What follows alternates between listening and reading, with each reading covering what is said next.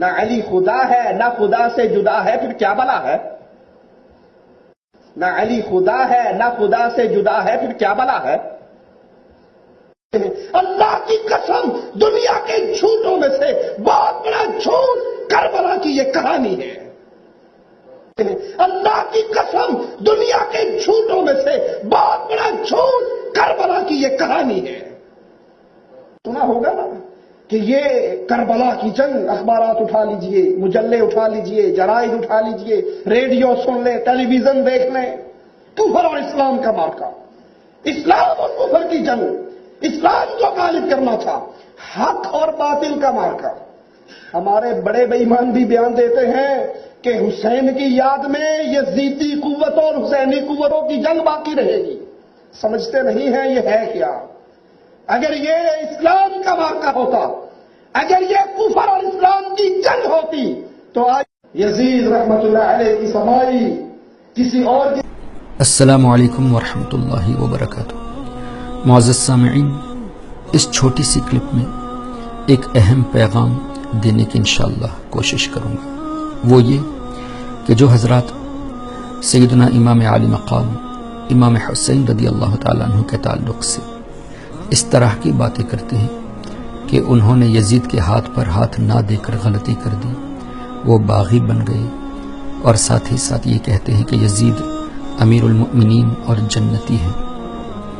ہمارے آقا سرور دو جہاں حضور اقدس صلی اللہ تعالیٰ علیہ وسلم نے اس طرح پیشن گوئی پہلے سے ہی فرما دی تھی کہ میرا یہ بیٹا حسین شہید ہوگا۔ شہید کا مطلب ہمیشہ کی زندگی یہ پائے گا۔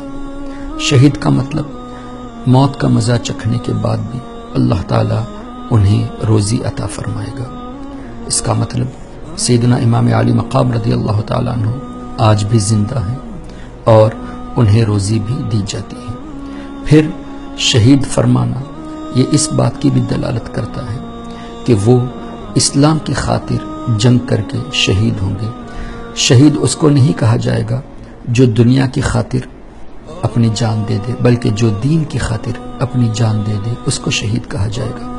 تو سیدنا امام عالی مقام امام حسین رضی اللہ تعالیٰ عنہ کے تعلق سے شہید کی شہادت کی بشارت دینا یہ اس بات کی دلالت کرتا ہے کہ سیدنا امام حسین رضی اللہ تعالیٰ عنہ حق پر ہی تھے، اور جو لوگ اس کے برعکس یزید کی تعریف میں یہ کہتے ہیں کہ امام عالی مقام نے غلطی کر دی، انہوں نے دراصل حضور اکرم نور مجسم صلی اللہ تعالیٰ علیہ وسلم کی اس مبارک حدیث کو مانا ہی نہیں۔ اور اسی طرح جو حدیث پاک یزید کے تعلق سے یہ لوگ پیش کرتے ہیں کہ قسطنطنیہ کی جنگ میں جو پہلی فوج جائے گی وہ تمام جنتی ہوں گے۔ ایک تو یہ کہ یہ لوگ حضور علیہ الصلوۃ والسلام کے علم غیب کو نہیں مانتے، لیکن یزید کے تعلق سے اس حدیث کو فٹ کر کے حضور علیہ الصلوۃ والسلام کے غیب کو بھی مان لیتے ہیں صرف یزید کو بچانے کے لیے، جبکہ تحقیق یہ ہے اور ہمارا دعویٰ بھی یہ ہے کہ یزید پہلی فوج میں تھا ہی نہیں، وہ دوسری فوج میں تھا، پہلی فوج میں تھا ہی نہیں۔ اب ہمارا چیلنج ہے ان لوگوں سے جو لوگ یہ کہتے ہیں کہ یزید پہلی فوج میں شریک تھا اور جنت کا مصداق ہے، وہ ایک صحیح روایت ایسی لائے جس سے ثابت ہو کہ یزید پہلی فوج میں تھا۔ انشاءاللہ قیامت آ جائے گی، ہرگز یہ وہابی، سلفی، غیر مقلد، دیوبندی اس کو ثابت کر ہی نہیں سکتے۔